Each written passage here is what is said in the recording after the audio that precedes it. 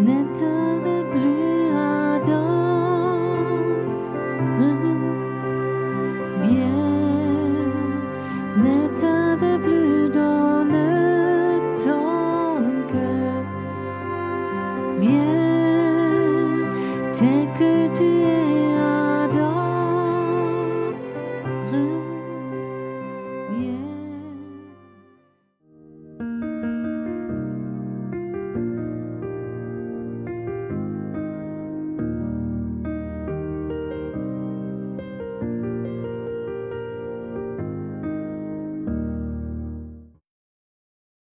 Ich möchte euch etwas fragen. J'aimerais vous demander quelque chose.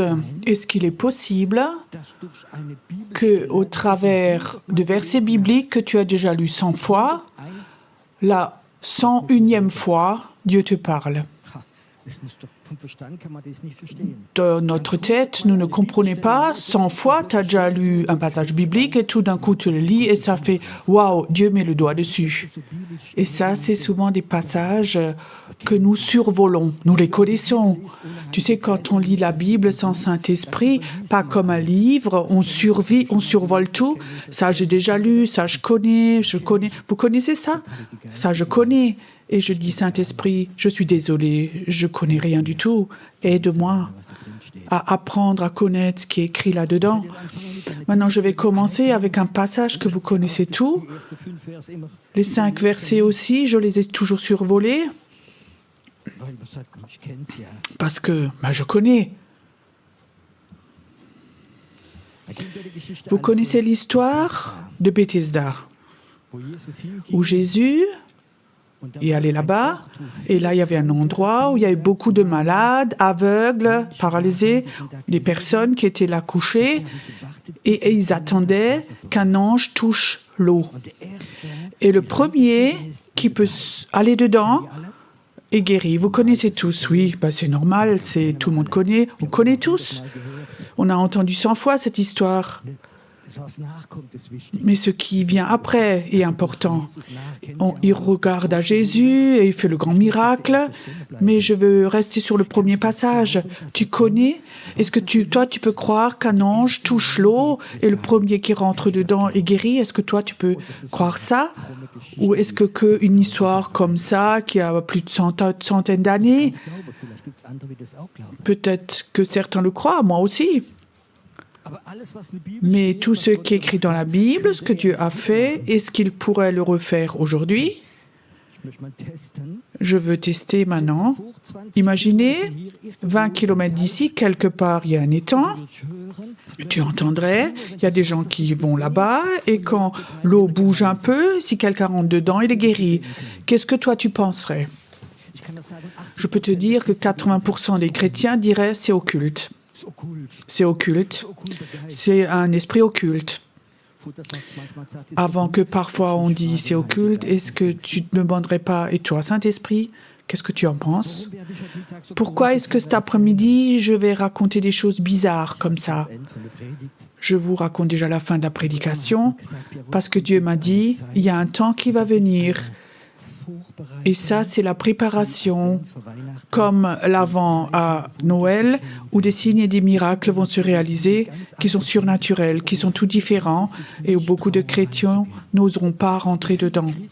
Beaucoup de chrétiens vont dire où c'est écrit tout ça. Tu sais où c'est écrit?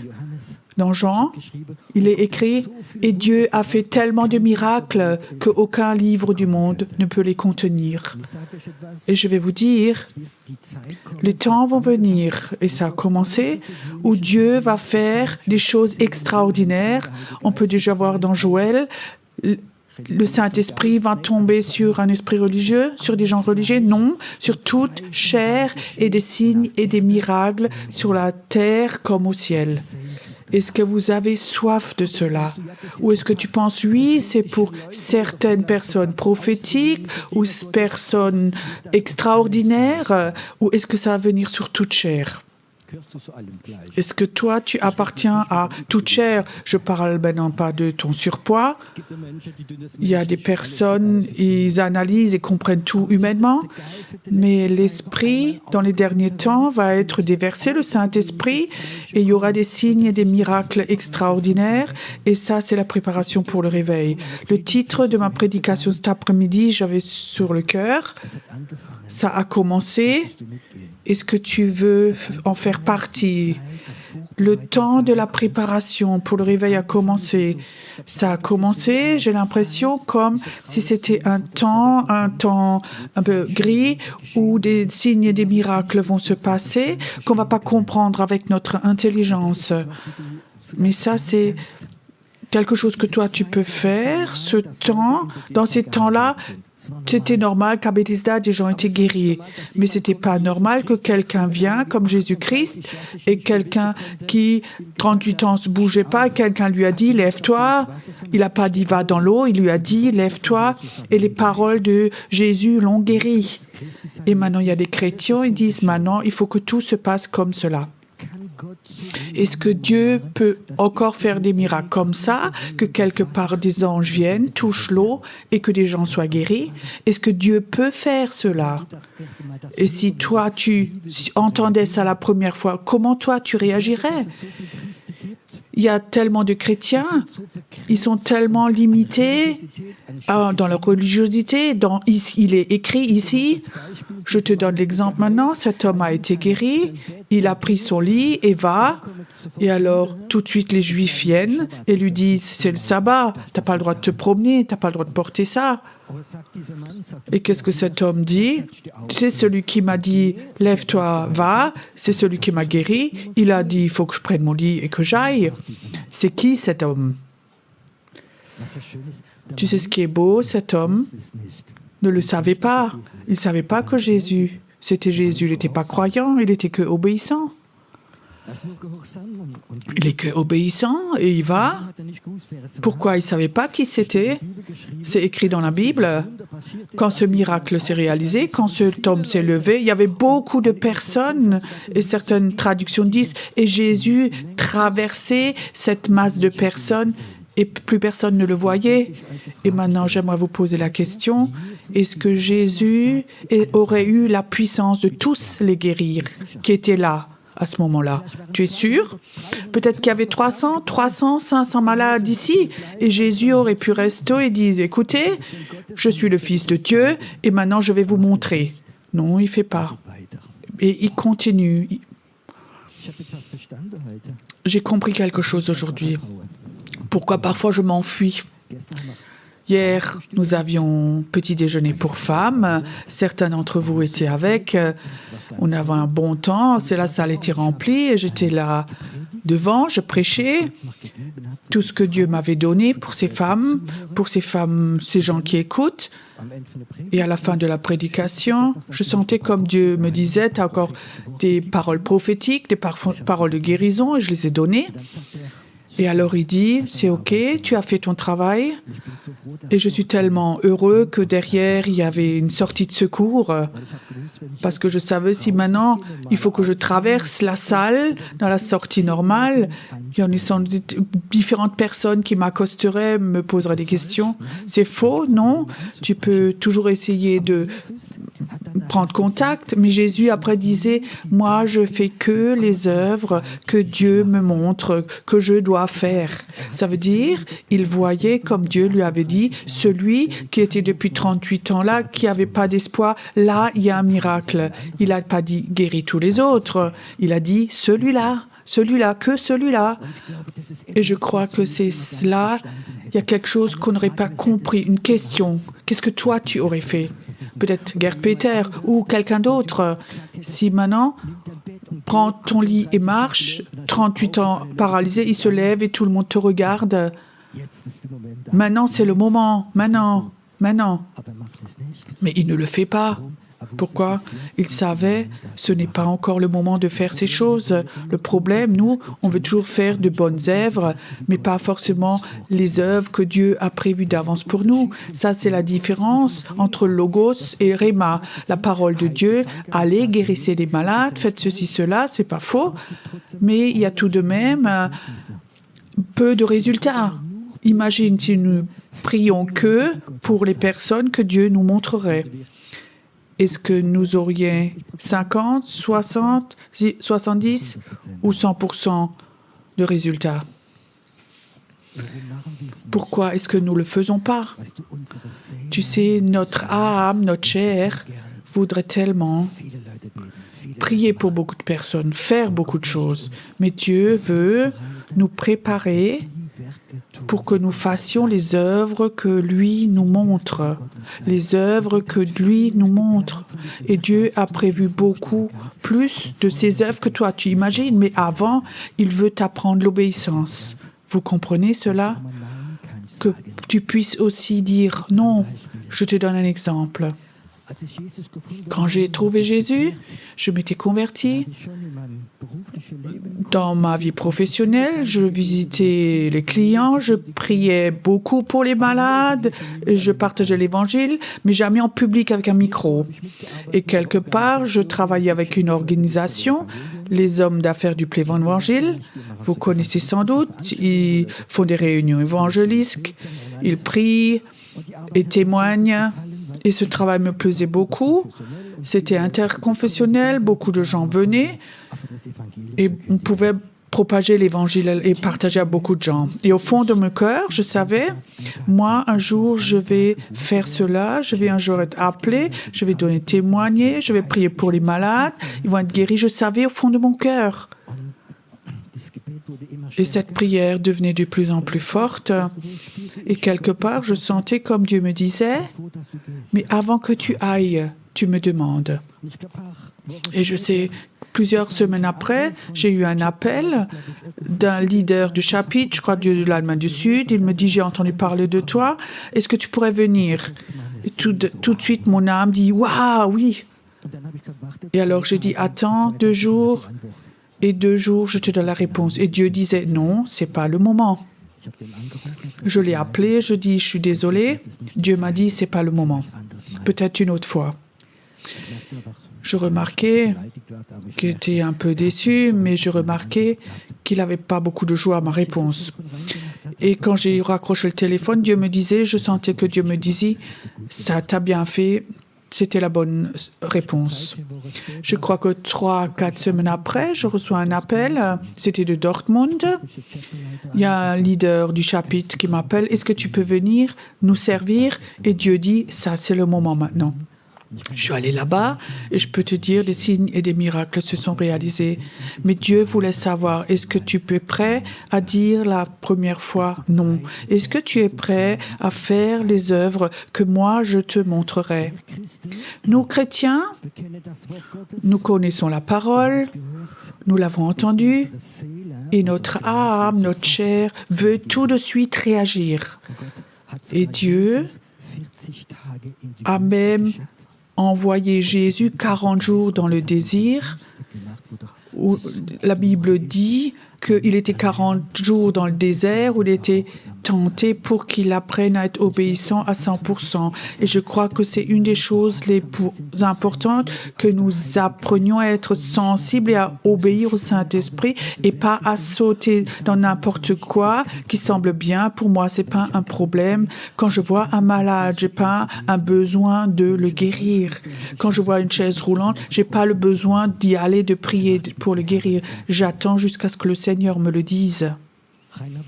Reinhard Bonke, un homme que j'estimais beaucoup au-dessus de tout, il raconte, ça on le voit sur une vidéo, c'était en Angleterre, dans une grande ville, il avait fait une conférence, il y avait 2000 personnes dans la salle. Et tout d'un coup, pendant la prédication, il pose son micro et court dans la salle vers une dame en chaise roulante depuis des années. Il prie et cette femme, tout de suite, elle s'est levée, elle a pris la chaise roulante et elle a fait le tour de la salle et elle-même est devenue une évangéliste. Et tu dis, oui, c'est Rana Banka, c'est une belle histoire. Après, il racontait toute l'histoire. Dans la nuit d'avant, il dit, j'avais un rêve, je prêche, et pendant que je prêche, je voyais une dame en chaise roulante. Et Dieu a dit, va et guéris-la. Alors, il a oublié ce rêve. Le jour d'après, il prêche, et tout d'un coup, il voit cette dame du rêve, et il savait, c'est ça, c'est le moment. Il est allé là-bas, chez elle, il l'a fait, et voilà, ça s'est réalisé sur le moment. Et ça, c'est la différence entre logo et réma. Une logos, c'est la parole générale. Nous devons prier, adorer, louer, aller à l'église, lire la Bible, prier pour les malades, évangéliser. Tout ça, c'est juste. Mais quelque part, si nous faisons tout ça et on a peu de résultats, parfois nous sommes frustrés et notre foi diminue, devient plus petite. Si tu as prié pour 10 personnes qui sont malades et rien ne se passe, tu connais ce sentiment ? Comme l'accusateur des frères vient et dit « toi pas », et ta foi qui était 100% tout d'un coup diminue. Imagine, tu dis « Seigneur, maintenant je fais comme Jésus, je veux que toi tu me montres ce que je dois faire ». Et tu commences plus à 5 ou 10%, mais tu commences à vivre les 100%. Est-ce que ça changerait quelque chose dans ta vie ? Comment est-ce que ta foi changerait? Est-ce que tu aurais cette dépendance de Dieu? Si Dieu nous apprend cette dépendance de lui, il va nous emmener dans les signes et les miracles dont personne n'a entendu parler. Et j'aime cette manière de faire. Une de mes filles, elle avait fait une école biblique à Jeunesse en Mission. Elle était à l'étranger, je ne sais plus exactement où. Et Jeunesse en Mission, c'est un mouvement pas charismatique, mais pas anti-charismatique, comme ça, entre tout ça. Et elle était là-bas, et alors à 10h le soir, elle m'appelle, elle me dit « Papa, il faut que je parle avec toi ». Je dis « Oui ». Elle me dit « Tu sais, ce matin, on était dans une tente, pendant l'adoration, la louange, il y a une femme qui vient vers moi, et elle dit, elle avait des douleurs dans le bas-ventre très fort. Alors, elle dit « Je peux prier pour toi ». Elle dit « Mais 3 autres ont prié, ça n'a pas servi ». Elle dit « Mais Dieu, qu'est-ce qui se passe ?» Alors Dieu lui dit « Va là-bas et crie-lui dans son ventre ». C'est pas un environnement très charismatique là-bas. Alors elle demande « Est-ce que je peux faire ça ?» Elle dit « Oui ». Alors elle s'agenouille, elle met sa bouche dans le ventre et elle crie dans le ventre. Cette femme tombe par terre, les démons sortent d'elle et elle était tout de suite guérie. Ça, c'est la différence avec la volonté générale. On prie pour toi et l'autre, c'était un réma de Dieu. Et comment est-ce que théologiquement on peut expliquer ça? Parfois, un cri de victoire enlève toute puissance, à toute puissance démoniaque. Les murs de Jéricho sont tombés parce qu'ils ont poussé ce cri de victoire. Dieu veut nous apprendre à aller à un niveau où parfois nous ne sommes pas des copies. Il y a tellement des chrétiens, ils pensent ils sont des photocopies. Dieu est un photocopieur et eux, ils sont une copie. Non, tu n'es pas une copie. Tu es une personne qui apprend à entendre la parole de Dieu, sa voix, et à faire les œuvres que lui a préparées d'avance pour toi. Je sais que c'est un autre niveau, mais je crois que Dieu veut nous apprendre à aller dans ce niveau-là. Il aurait pu tous les guérir, mais il n'a pas fait. Et je crois que c'est important que nous apprenions à faire. Dieu nous apprend à un autre niveau quand on a une de mes premières expériences que j'ai fait. J'étais nouveau converti, je n'étais pas encore pasteur. Il y avait une immense conférence à Munich. Nous nous étions inscrits, mon épouse et moi. Et plusieurs jours avant, Dieu nous dit, ne va pas à Munich, mais va à Innsbruck. Il y a une autre conférence, va à cette conférence organisée par les hommes d'affaires. C'était comme ça, une réunion de plusieurs pays, une conférence dans la salle municipale. Je dis, OK, Dieu, si tu veux, on va.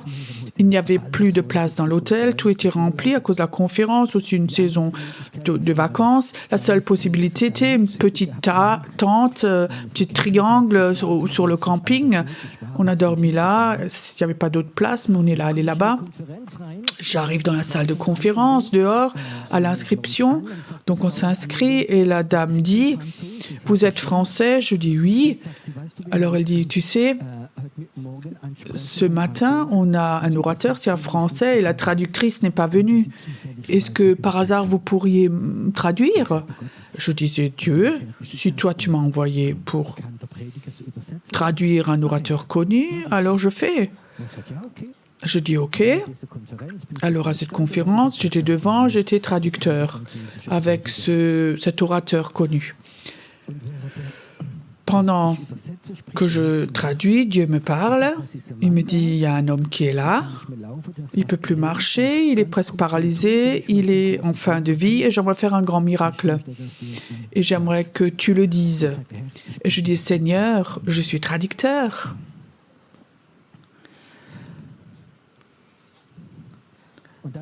Alors, là devant, dans la salle, il y a 7-8 responsables. Il y avait comme ça une table avec les responsables. Et je disais, Seigneur, dis-le donc à eux, là. Moi, je suis traducteur, dis-le à eux. Eux, c'était tous les responsables de ce groupe-là. Et moi, je suis nouveau converti. Et Dieu dit, si j'arrive pas à avoir leur oreille, je prends les tiennes. Je ne vais jamais oublier, c'était à 12:05 et je dis à l'orateur, j'ai une parole prophétique. Est-ce que j'ai le droit de la dire? Il me regardait. C'est pas une habitude que le traducteur comme ça prend la parole. Il me regarde un moment. Il dit, fais. Alors je dis, il y a un homme qui est là, tu es en fin de vie, tu as des douleurs terribles, tu ne peux presque plus marcher. Et alors quelque chose se passe. Aujourd'hui encore, je le vois devant mes yeux. Donc l'entrée principale était juste en face de moi, il y a la porte qui s'ouvre et il portait un homme. Et cet homme rentre et entend ça, il a crié de tout son cœur, c'est moi, c'est moi. Alors ils l'ont porté devant, on a prié pour lui. 2 heures après, cet homme me racontait, tu sais quoi, je suis venu à Innsbruck, je viens de Belgique, et parce que là-bas j'espérais être guéri, mais j'étais tellement malade, je ne pouvais plus aller à la réunion. Et cette nuit, à l'hôtel, j'ai eu un rêve et je voyais Jésus venir. Il dit, à midi pile, rentre dedans, je vais te guérir. Tu sais, ça, c'est la volonté parfaite de Dieu. Dieu, il fallait qu'il m'envoie à Innsbruck, pas parce que j'étais un super théologien, parce que je lui ai que offert mes oreilles et je l'ai fait. Je crois que nous rentrons dans un temps où Dieu va faire des signes, des choses extraordinaires qui ne sont pas toujours écrites. Et tu sais, ce qui est contre, ça va être un esprit légaliste. Et cet homme de Bethesda suit Jésus. Et Jésus lui dit, écoute, remercie Dieu, ne pêche plus pour que plus rien t'arrive. Et il sait, c'est Jésus. Et alors il va chez les pharisiens, il dit, cet homme qui m'a guéri, il s'appelle Jésus. Tu sais alors ce qui est écrit dans la Bible? Les Juifs ont décidé de tuer Jésus. Maintenant, tu peux imaginer un homme, 38 ans paralysé. Jésus le guérit au travers de sa parole. Et maintenant, cet homme, ils veulent le tuer. Et tu sais quoi? Ils ont raison, parce que la Bible dit, dans l'Ancien Testament, si quelqu'un ne respecte pas le sabbat, il doit être tué, il doit être lapidé. C'est écrit dans la Bible. Et tu sais, et les pharisiens, ils connaissent la loi, mais ils ne connaissent pas Dieu. Tu sais, si les pharisiens avaient connu Dieu et ils auraient vu quel amour Dieu a pour cet homme, 38 ans, sans espoir, il est là, il est couché, il ne pourra jamais aller dans l'eau et il lui offre la grâce. Et les pharisiens, ils ne connaissent pas Dieu, ils connaissent la loi. Et tu sais, il y a beaucoup de chrétiens qui ont cet esprit religieux. C'est un esprit de pharisien. Ils connaissent tellement bien la Bible. Mais quand ils voient que toi, tu n'es pas, que tu respectes pas 100%, mais que tu as un rhéma de Dieu, ils sont prêts dans leur esprit à dire les mots qui te tuent. Une femme est venue me voir, elle était nouvelle convertie, elle brûlait pour Jésus. Bien sûr, elle vient du monde, elle n'était pas complètement parfaite. Alors elle est venue chez elle, quelqu'un lui a parlé de la parole et elle a fait de la délivrance. Et les anciens l'ont appelée, ils ont dit, toi en tant que femme, tu n'as pas le droit de faire ça. Tu as encore trop de péchés dans ta vie, tu ne peux pas faire de la délivrance, c'est trop dangereux. Et tu sais quoi? Le don en elle a été tué. Le légalisme, la loi tue. Il est écrit. Si tu ne connais pas Dieu, ça tue. Je te dis, apprends d'abord à connaître Dieu et après tu peux dire, il est écrit. Parce que si tu prends la parole, tu peux tuer avec. Moi aussi, avec ma Bible, j'ai tué quelqu'un. C'était il y a plusieurs années. Il faisait très très chaud, c'était en été, je dormais dans la cave parce que dans ma chambre il faisait trop chaud. Il n'y avait rien dans la cave, juste mon matelas. Mais c'était au niveau de la température, c'était meilleur pour dormir. Le soir, je lis la Bible et une souris passe. Elle passe simplement comme ça devant mon lit. Et comme ça, j'avais ce réflexe, je pris la Bible et pan. Elle était morte. J'étais désolée, mais elle est simplement là. Avec la parole, on peut tuer, ok?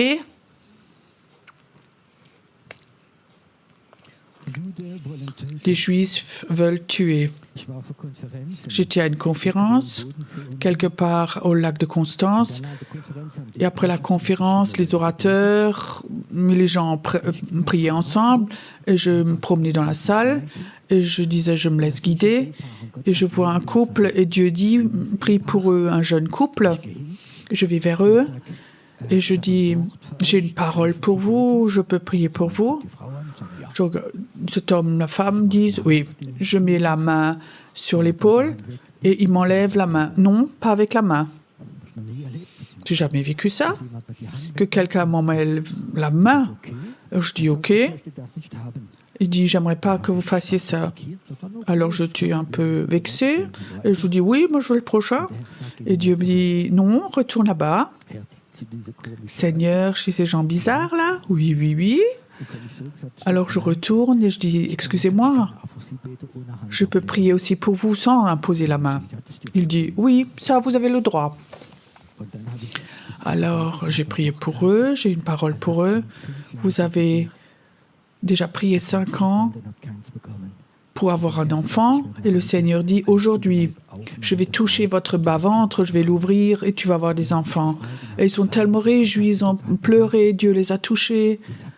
Et je disais, Dieu, pourquoi cette situation? Dieu dit, demande-les s'ils n'ont pas lu un livre. Je ne dis pas de qui maintenant. Il y a comme ça des livres religieux où il est écrit, fais attention que personne t'impose les mains parce que des démons peuvent se transférer. Et peut-être il se peut que quelqu'un est possédé, qu'il impose les mains, que quelque chose passe, mais je crois on ne peut pas prendre ça et personne n'a le droit de t'imposer les mains. Je crois qu'il y a tellement de chrétiens. J'étais dans une église, il y avait une forte onction de guérison et j'ai commencé à prêcher sur cela. J'aimerais prier pour les malades. Il y a un ancien qui vient. Non, ça ne va pas chez nous. Ça ne va que avec les anciens, avec de l'huile et avec la connaissance de péché. Sinon, on ne peut pas prier pour les malades. Il est écrit. Et beaucoup de malades ne pouvaient pas avoir la prière. La loi tue. Peut-être que certains de ces malades sont peut-être morts parce qu'ils n'ont pas reçu la prière. Il est écrit. Ça, c'est l'esprit religieux. Il est écrit. Les pharisiens ont essayé ou ils ont tué Jésus parce que il est écrit.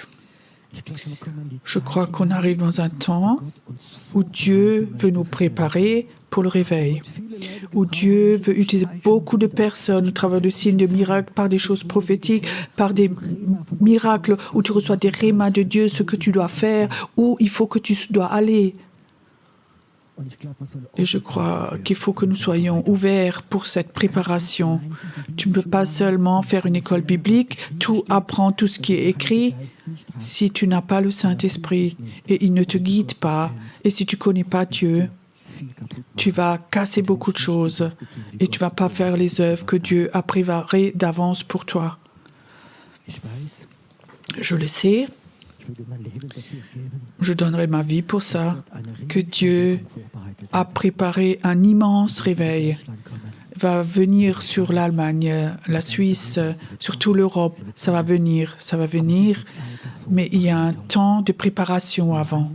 Jean-Baptiste est venu pour préparer le chemin de Jésus-Christ, pour prévenir les personnes, pour le dire. Dans la Bible, il est écrit que Dieu ne fait jamais quelque chose sans le dire à ses serviteurs et à ses prophètes. Et je sais quelque chose, le réveil va venir, j'aimerais le dire. Et Dieu va utiliser des personnes complètement normales, des signes et des miracles dans ce temps de réveil où 100 ans après, si ça existe encore, ils vont être écrits dans les livres que toi tu as faits. Même dans ta vie, ils vont encore en parler, mais je sais quelque chose. Avant, il faut apprendre l'obéissance. Il ne s'agit pas de toi, de ton honneur, mais il s'agit d'une obéissance au Saint-Esprit. Malheureusement, on est éduqué avec une pensée collective, de penser comme tout le monde.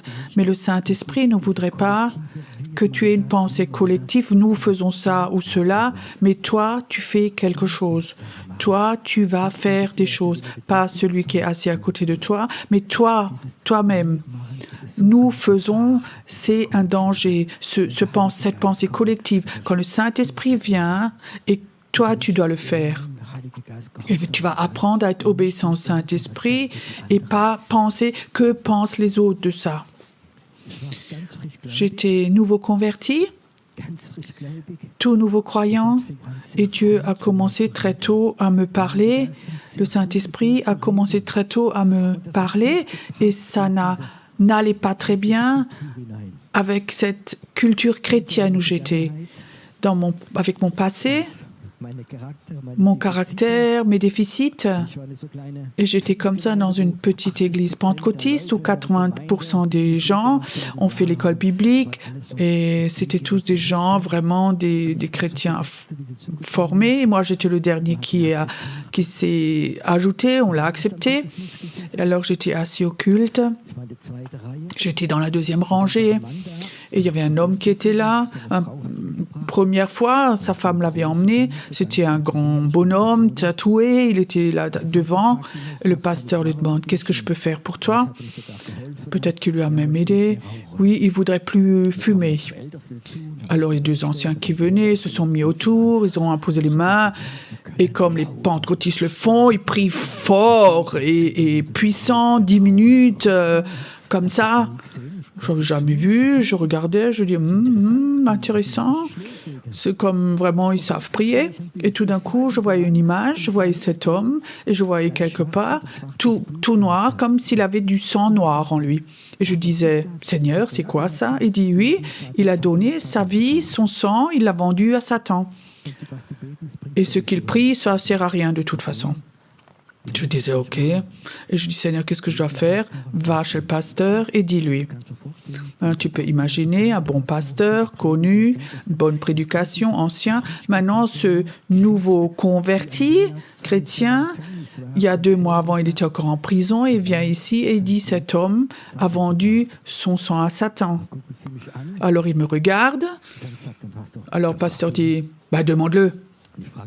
Et je demandais à cet homme, toi, tu as vendu ton sang à Satan, tu as fait un pacte avec lui. Il dit oui, comme si c'était tout normal. Alors, je lui ai expliqué qu'avec ce pacte, c'est une entrée gratuite en enfer. C'était un ex-souteneur.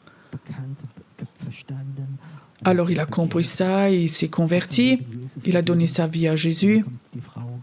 Et cette femme, son épouse, après, vient me voir. Après, elle dit, tu sais, tu peux imaginer, cette nuit, il m'a tellement égorgé, il m'aurait presque tué. Ça, c'est la raison pourquoi je l'ai emmené. Je voulais divorcer, c'était la dernière chance maintenant. Les circonstances, quand Dieu nous parle, ne doivent pas toujours être bonnes. C'est pas toujours une atmosphère sainte. C'était encore au Emmausgrund. Je visitais Lydia. C'était encore dans le vieil appartement. Je suis rentrée dans l'ascenseur. Il y a quelqu'un qui rentre. C'était un homme dans les 60 ans, aussi tatoué. Et il avait comme ça ce petit panneau du Saint Michael sur lui. Et je savais, ça c'est le signe des parachuteurs. Et comme j'étais aussi parachutiste chez les militaires, je dis « Allô, bonjour, tu étais aussi parachutiste ?» Je dis « Oui, j'ai vu là ton petit signe. » Elle dit « Ah, tu as aussi ce saint ?» Je dis « Non, moi j'ai Jésus-Christ dans l'ascenseur. » Tu sais, c'était dans l'ascenseur. C'est comme si j'avais fait peng, si j'avais assommé quelqu'un. Il était là. Il était brisé. On est sorti de l'ascenseur au 8e étage en haut. On a monté ensemble et alors il me raconte. Il est allé dans la Légion étrangère, il avait des problèmes d'alcool et divorce et tout.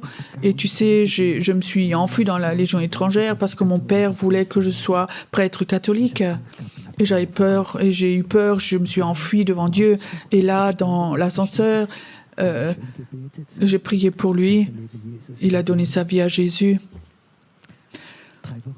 3 semaines plus tard, je rencontre dans une église à Waldorf le fils de cet homme.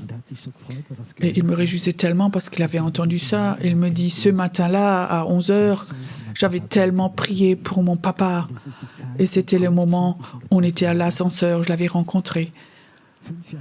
5 ans après, j'étais assis dans mon bureau en haut. Il y a un homme qui rentre avec une immense Bible sous le bras et dit « Allô Pierrot, je voulais te dire, depuis 2 ans, je suis orateur et dans le Haut-de-Val, je vais d'une église à l'autre. Je suis orateur, c'était mon ex-légionnaire.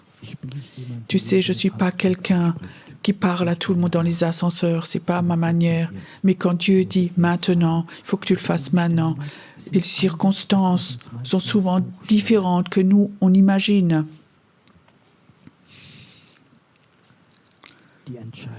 La décision de faire les œuvres que Dieu a préparées d'avance pour toi, il faut que tu la cherches. Dieu voudrait, dans notre esprit, poser quelque chose pour que nous arrêtions à faire cette volonté générale, ces choses religieuses. J'aimerais faire ce que Dieu, toi, tu voudrais que tu me demandes à moi. Je peux encore vous raconter des histoires folles comme ça. Peut-être certains d'entre vous étaient avec. C'était le séminaire à Neckartimann. Une dame était venue, toute la semaine était avec. Elle vient devant pour avoir la prière. Et cette femme me dit, elle a une maladie de sang, c'est pas le leucémie, mais c'est une maladie qu'on ne peut pas guérir. Et pour elle, c'est très difficile. Et nous voulions prier pour cette dame, et Dieu disait, priez pas, commencez à siffler. Et je commençais à siffler. Et je sentis quelque chose se passe, elle est tombée aussi. Et alors elle m'appelle, 2-3 jours plus tard, elle dit « Pierrot, j'étais chez le médecin, il ne peut pas comprendre, mon sang est complètement normal. » Et alors elle me raconte quelque chose qui a vraiment touché ma vie. Elle me dit « Tu sais, de Düsseldorf, avant que je suis venue, j'étais dans un petit déjeuner pour femmes. Il y a une prophétesse d'Afrique qui était là. Et elle est allée chez cette dame pour prier, pour avoir la prière. Et cette femme dit, Dieu dit, tu vas être guéri, mais pas aujourd'hui. Mais je vais te guérir d'une manière que tu n'as jamais entendue. Ça, c'est la différence entre le réma, quand on a prié, huilé, elle n'aurait pas été guérie. Je sais, Dieu veut faire quelque chose de spécial. Et je n'avais pas compris. Le Saint-Esprit m'expliquait, tu sais, Pierrot, il y a des sons que les démons ne supportent pas. Et ça aussi, c'est la raison pourquoi parfois des chauffards ou des trompettes, des instruments peuvent être utilisés qui ont une puissance de délivrance. C'est un thème dans lequel je ne vais pas rentrer maintenant parce que j'ai une révélation, mais Dieu peut t'utiliser dans différentes choses, ou on a vécu aussi dans l'école prophétique le mardi soir, ou parfois dans la louange, on a commencé à siffler, et c'est comme si la présence de Dieu était venue plus forte, et des gens ont été guéris dans la salle. Il y a des choses qu'on ne trouve pas peut-être dans la Bible, mais il n'y a rien qui parle contre. Est-ce que tu es prêt à être obéissant, à faire des choses que le Saint-Esprit va te montrer, ou ton intelligence, peut-être même que ton savoir religieux est contre, et souvent, Dieu m'a demandé des choses, de faire des choses où théologiquement, j'avais aucune notion, et Dieu me l'a montré théologiquement après dans la Bible, que ça, c'est possible. Nous vivons dans un temps, nous avons tellement de rencontres avec des anges comme il n'y a pas eu auparavant. J'ai tellement rencontré de chrétiens. Les derniers temps, ils avaient des rencontres avec des anges. Certains les ont que remarqués, vus. Je raconte une dernière histoire. Il y a un livre connu d'un Américain. C'était un pasteur baptiste. Il avait une église, un homme fidèle, un pasteur tout normal. Et alors, dans la nuit, un ange qui vient dans sa chambre et dit « J'aimerais te donner un message de Dieu ». Il lui dit ceci, cela. Ça aussi, tu dois faire à ton église. Ça, c'est un message pour toi. Il n'avait jamais vécu. Le dimanche matin, il prêche et il dit à l'église que l'ange lui a montré. Dieu a agi et toute l'église a agi. C'était merveilleux. Et alors ça continuait. Et presque chaque semaine, il avait l'habitude que Dieu lui a ramené des messages. Et il les a prêchés. L'église a commencé à grandir et l'enthousiasme était là. Il y avait la liberté qui était là.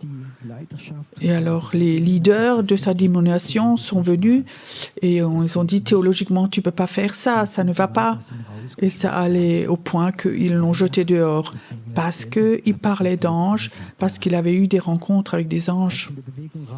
Il est sorti de cette dénomination, Dieu lui a donné un ministère puissant, il a écrit un livre merveilleux sur les anges, mais tu peux imaginer comme parfois cet esprit religieux tue quand Dieu avait commencé à amener le réveil ici. Est-ce que tu as soif de ce réveil? Hier, je racontais avec quelqu'un que j'étais déjà à des endroits où je sentais Dieu à cet endroit, Dieu a préparé le réveil ici. Et quand je suis là et que je prêche, il y a quelque chose de très fort de Dieu qui est là. Mais les gens, l'église là-bas est tellement satisfaite. Nous avons une belle église. Nous avons même la croissance. Nous avons même des jeunes. Nous avons même un travail d'enfants. Nous avons un super groupe de louanges.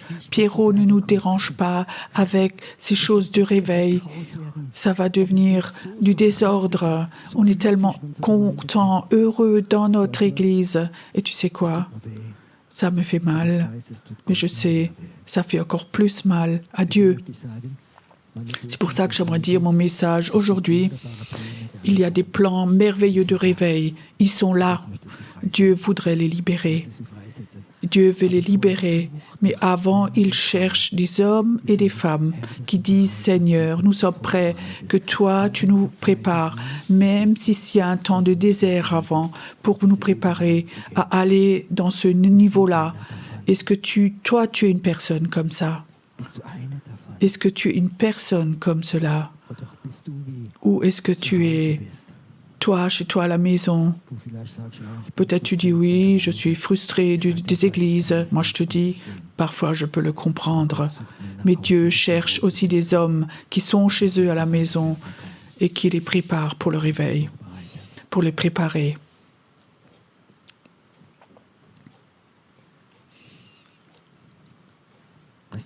Tu sais, mes paroles ne peuvent pas faire beaucoup, mais le Saint-Esprit a beaucoup d'effets.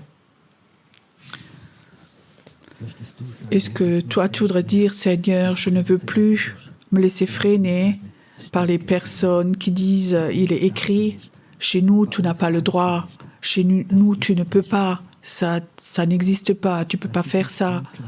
Ne te laisse pas accuser par des personnes, par la parole de Dieu, mais apprends à connaître dans ton cœur le Père au ciel et lui va te révéler la parole de Dieu. Parce que la parole de Dieu, si elle n'est pas révélée par le Saint-Esprit, alors la parole est morte et peut te tuer. La parole de Dieu sans Saint-Esprit n'est rien.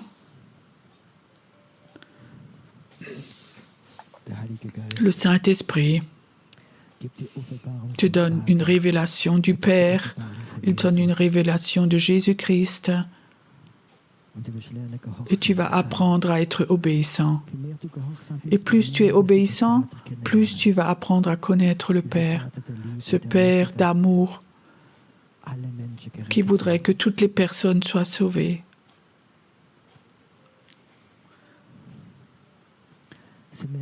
Il y a des personnes qui sont là cet après-midi. Ils ont été accusés par la parole de Dieu et parfois même ont été presque tués. Tu n'es pas prêt. Mets ta vie en ordre. D'abord, ôte tes péchés de ta vie et après, Dieu va te parler et pourra t'utiliser. Et souvent, ça a été exprimé par des gens qui étaient jaloux ou d'autres choses. Il y a des personnes qui sont là par des prédications accusatrices et ont été presque tués, presque tu es mort et tu as perdu ta liberté d'enfant de Dieu. Parfois, tu n'osais presque pas, même pas de prier pour quelqu'un, tu n'osais même plus à prophétiser, tu n'osais même plus à prier librement. Cet esprit religieux t'a enfermé, presque tué.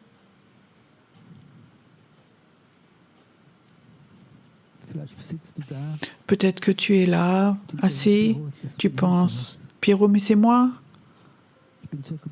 Mais je suis tellement lié, ça va presque plus, je dis si, ça va encore. Parce que Jésus, c'est celui qui délivre, qui libère. Jésus, c'est lui qui t'appelle. Je vois comme aujourd'hui, je vois dans l'esprit que les prisons, les portes des prisons s'ouvrent. Les gens qui ont été enfermés théologiquement. Et Dieu dit, je voudrais t'ouvrir la porte, que tu puisses sortir. Il est temps de rentrer dans le plan de Dieu, de rentrer dans la liberté.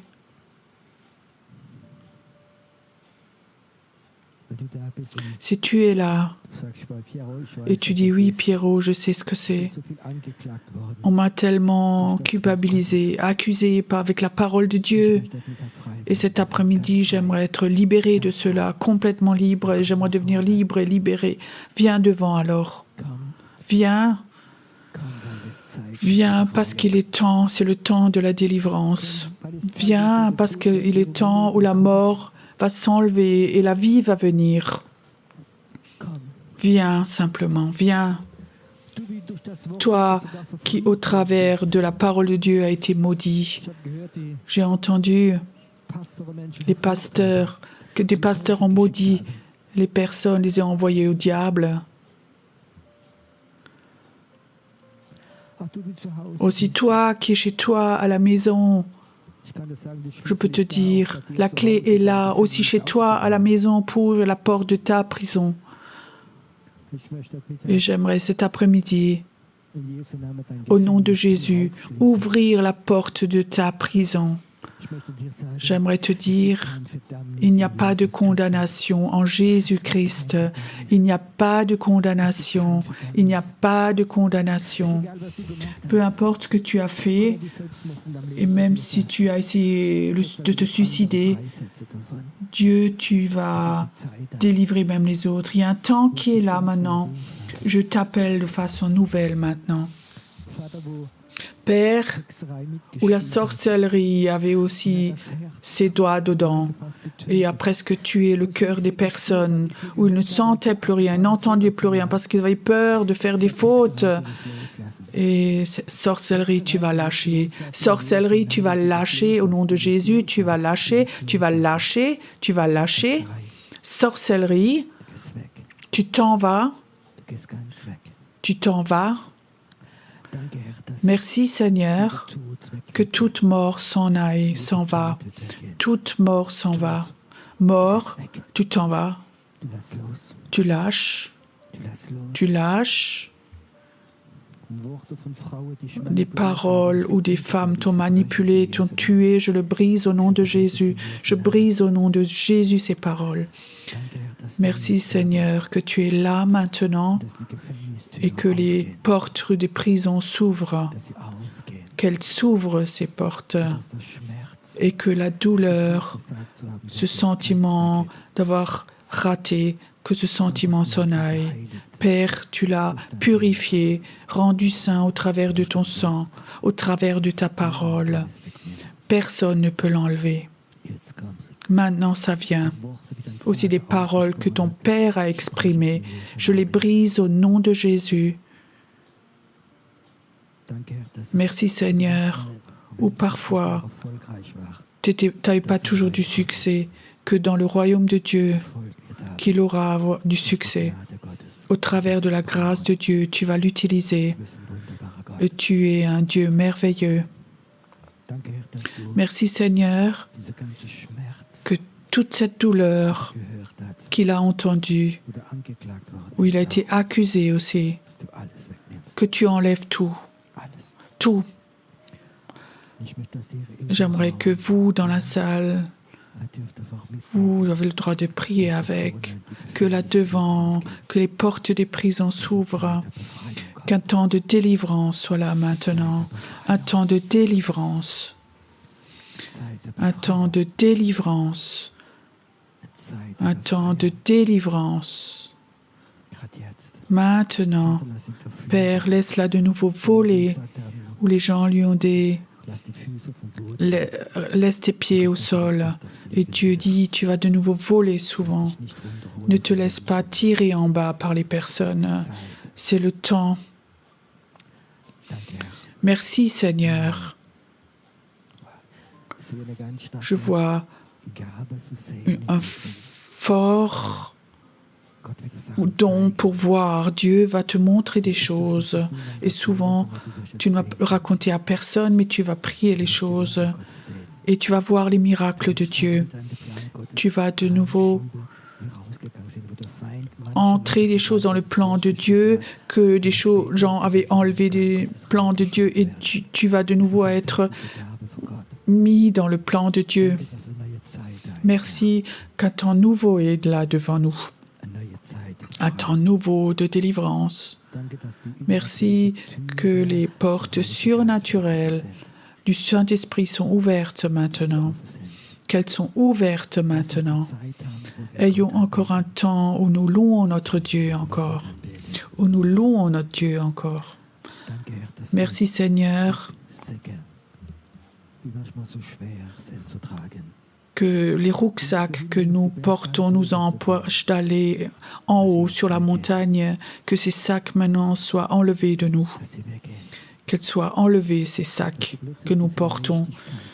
Que de nouveau, que tu trouves de nouveau cette légèreté à monter en haut sur la montagne.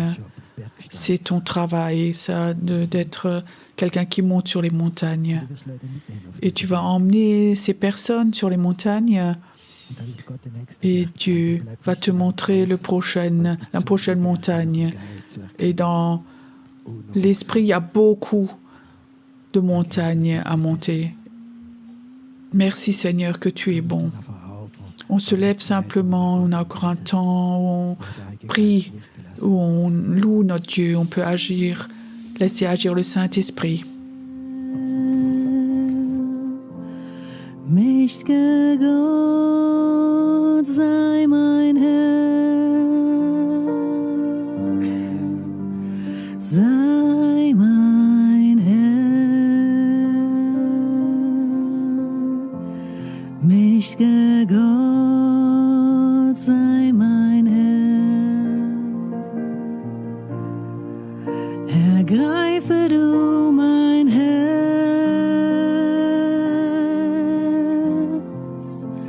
lass dein Reich entstehen,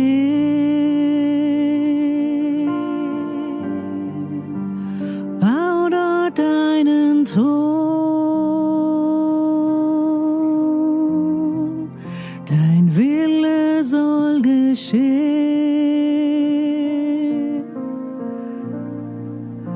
Sei mein Herr, mächtiger Gott, sei mein Herr, sei mein Herr, mächtiger Gott, sei mein Herr. Ergreife du mein Herz,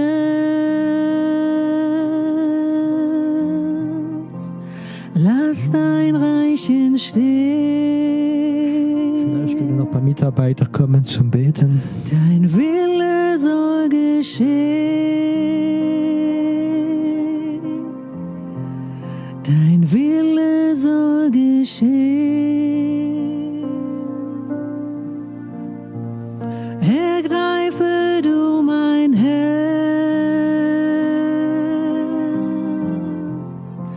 lass dein Reich entstehen,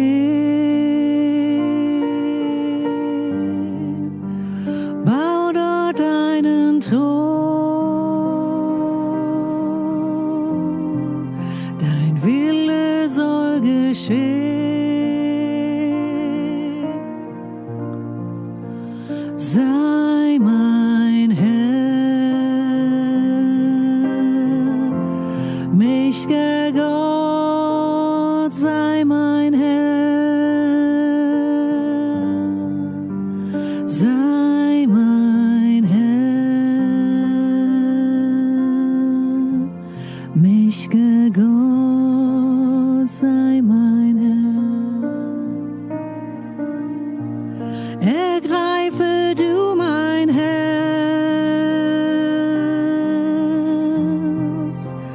lass dein Reich entstehen,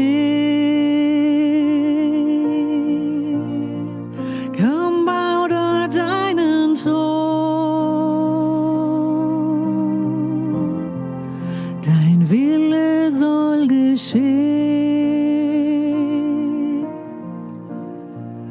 Oh, sei mein Herr, mächtiger Gott, sei mein Herr, sei mein mächtiger Gott, sei mein Herr. Ergreife du dein Herz, lass dein Reich entstehen, bau dort deinen Thron, dein Wille soll geschehen. Ergreife du mein Herz,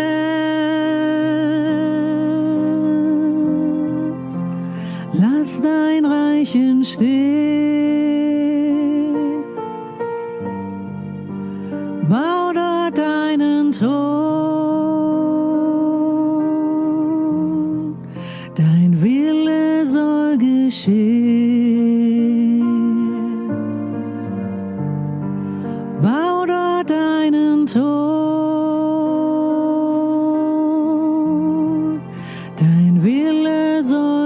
geschehen.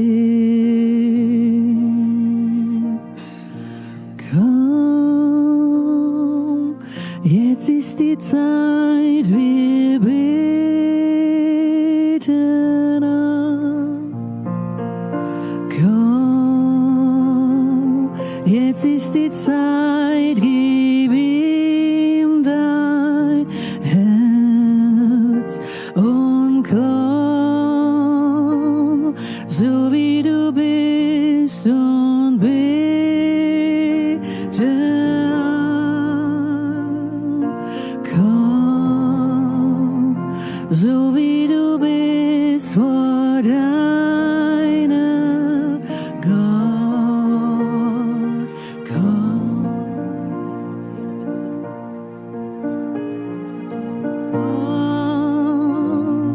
Jetzt ist die Zeit, wir beten an. Komm, jetzt ist die Zeit, gib ihm dein Herz und komm, so wie du bist und bete an. Komm, so wie du bist vor deinem Gott. Komm. Jede Zunge wird dich bekennen als Gott. Jeder wird sich bergen bei dir.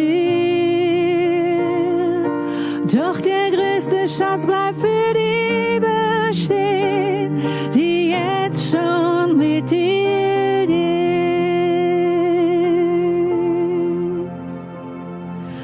Komm, jetzt ist die Zeit, wir beten an. Komm, jetzt ist die Zeit, gib ihm dein Herz und komm, so wie du bist und bete an. Komm, so wie du bist vor deinem Gott. Komm. Jede Zunge wird dich bekennen als Gott. Jeder wird sich beugen vor dir. Doch der größte Schatz bleibt für die bestehen, die jetzt schon mit dir gehen.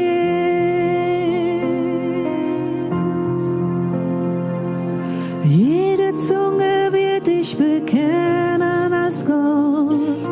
Jeder wird sich beugen vor dir. Doch der größte Schatz bleibt für die bestehen, die jetzt schon mit dir gehen. So komm, jetzt ist die Zeit, wir beten an. Komm, jetzt ist die Zeit, gib ihm dein Herz und komm, so wie du bist und bete an.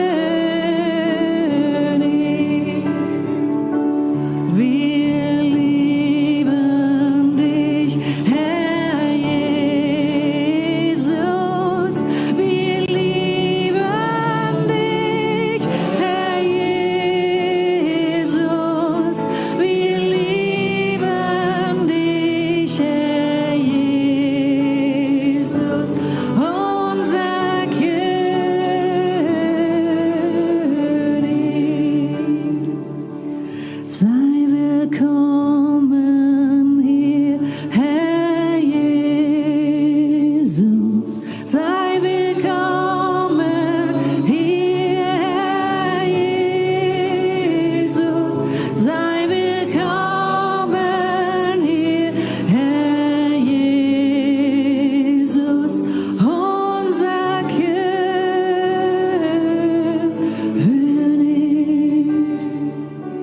Sei willkommen hier, Herr Jesus.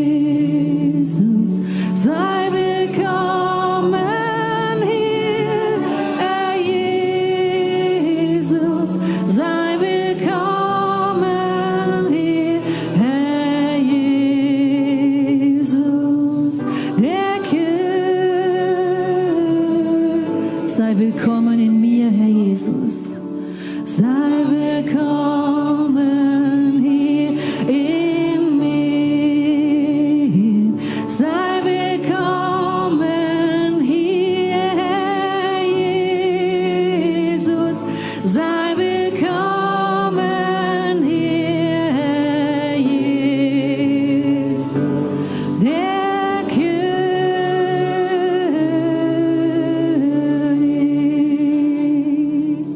Oh, wir lieben dich, Herr Jesus.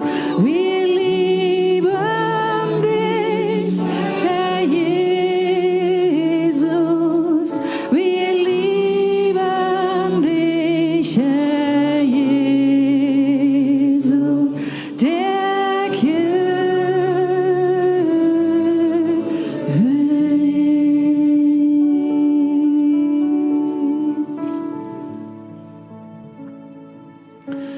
Du bist der Höchste, o Herr, über alle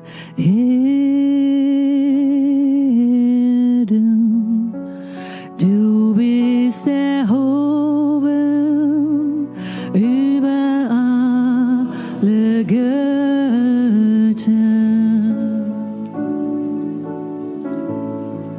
Nur du bist der Höchste, o Herr, über alle Erden. Du bist erhoben über alle Götter.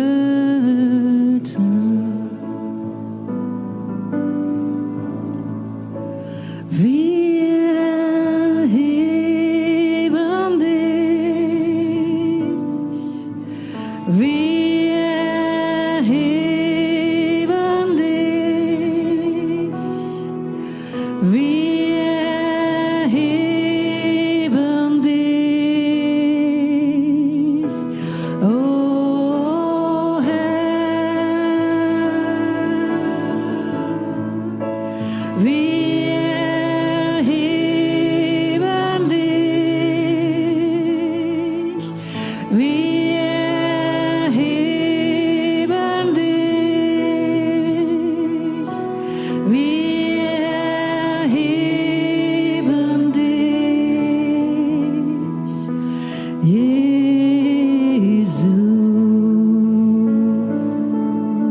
Jesus. Denn du bist der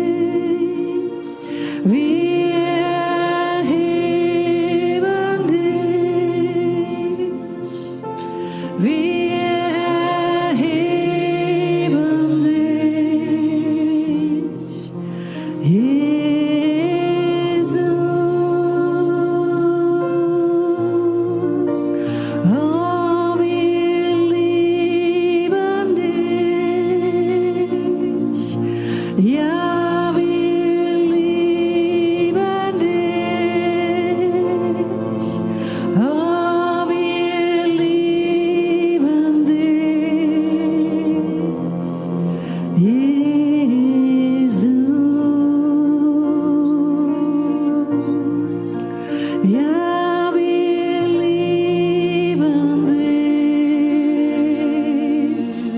Oh, wir lieben dich.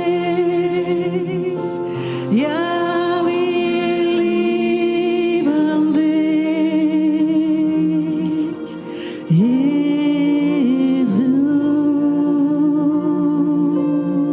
Jesus. Oh, wir lieben dich. Ja, wir lieben dich.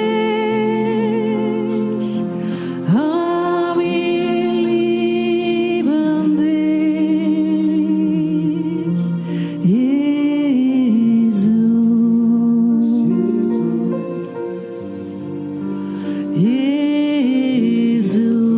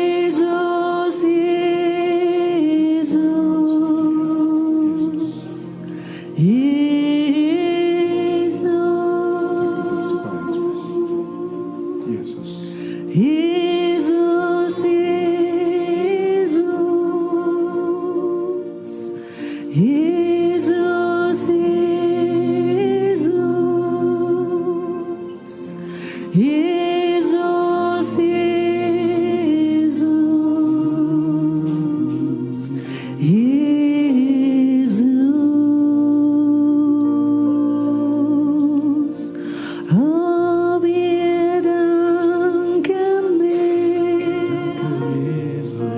Ja, wir danken dir. Oh, wir danken dir.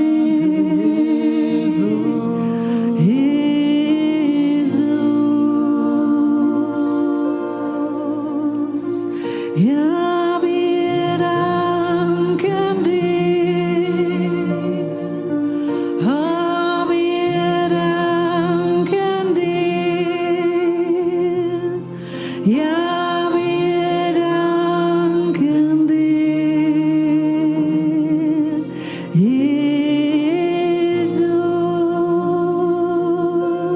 Jesus. Du bist unser Gott. Du bist unser Gott.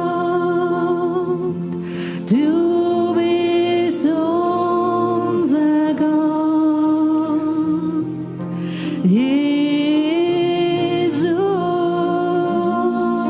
Jesus. Du bist unser Gott. Du bist unser Gott. Du bist unser Gott.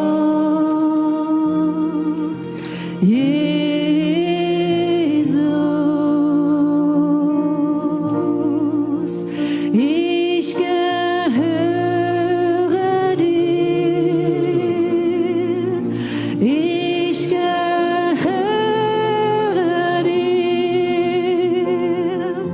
Ich gehöre dir.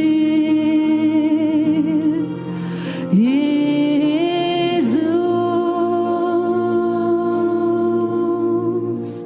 Ich gehöre dir.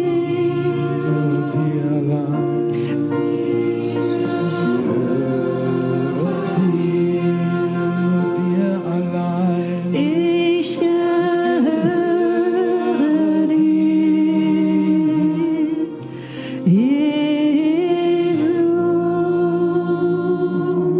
Jesus. Komm, gebrauche mich.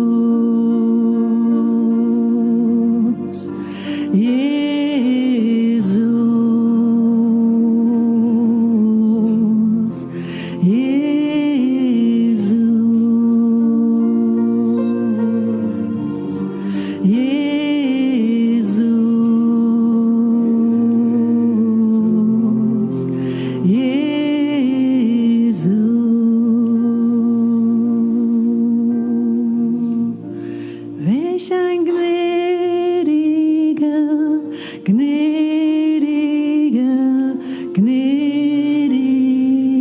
Gott. Welch ein gnädiger, gnädiger, gnädiger Gott. Welch ein gnädiger,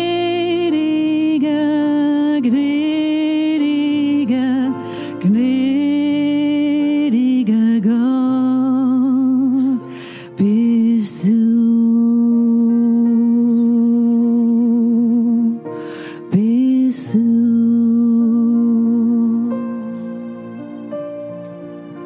Du bist voll Sanftmut und voll Vergebung. Du bringst mich nah an dein Herz.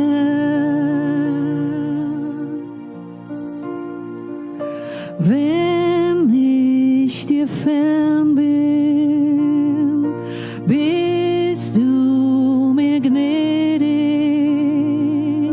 Du ziehst mich nah an dein Herz. Welch ein gnädiger, gnädiger, gnädiger Gott. Welch ein gnädiger, gnädiger, gnädiger Gott. Welch ein gnädiger, gnädiger, gnädiger Gott bist du. Bist du. Oh, du bist voll Sanftmut und voll Vergebung. Du bringst mich nah an dein Herz. Wenn ich dir fern bin, bist du mir gnädig. Du ziehst mich nah an dein Herz. Welch ein gnädiger, gnädiger, gnädiger Gott. Welch ein gnädiger, gnädiger, gnädiger Gott. Welch ein gnädiger, gnädiger, gnädiger Gott bist du. Bist du.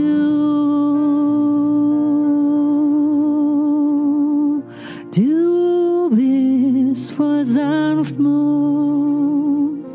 und voll Vergebung. Du bringst mich nah an dein Herz. Wenn ich dir fern bin, bist du mir gnädig. Du ziehst mich nah an dein Herz. Welch ein gnädiger, gnädiger, gnädiger Gott. Welch ein gnädiger, gnädiger, gnädiger Gott. Welch ein gnädiger, gnädiger, gnädiger Gott bist du. Bist du. welch ein gnädiger, gnädiger, gnädiger Gott. Welch ein gnädiger, gnädiger, gnädiger Gott. Welch ein gnädiger, gnädiger, gnädiger Gott bist du. Bist du.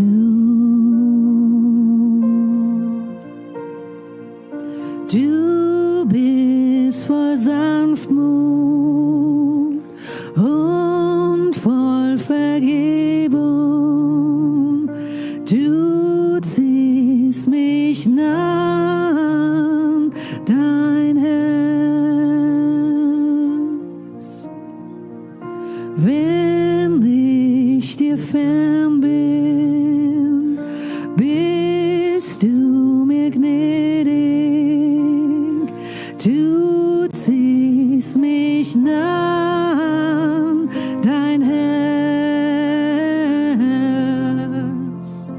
Welch ein gnädiger, gnädiger, gnädiger Gott. Welch ein gnädiger, gnädiger, gnädiger Gott bist du. Bist du.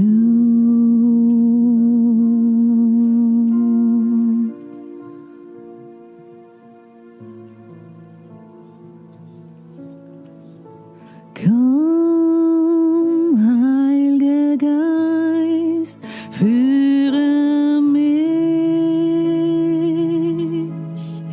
zieh mich in des Vaters Gegenwart.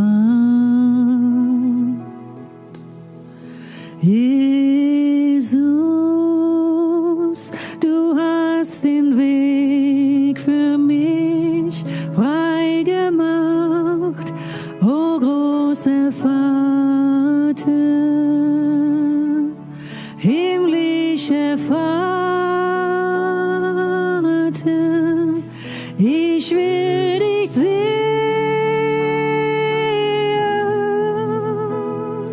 wie du wirklich bist, in aller deiner Herrlichkeit. Ich will dir geben,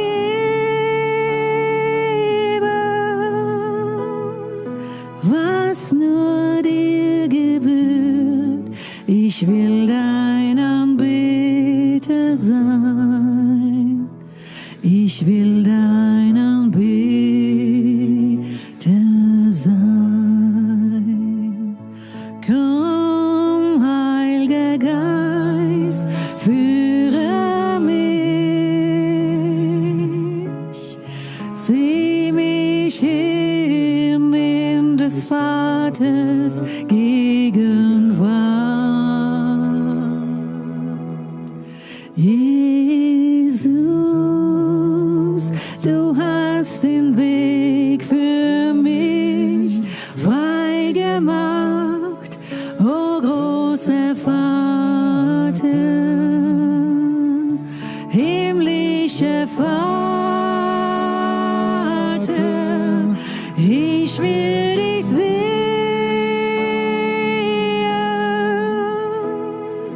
wie du wirklich bist, in aller deiner Herrlichkeit.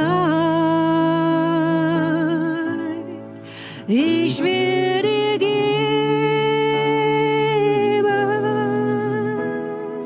was nur dir gebührt. Ich will dein Anbeter sein. Ich will dein Anbeter sein. Ich will dich sehen,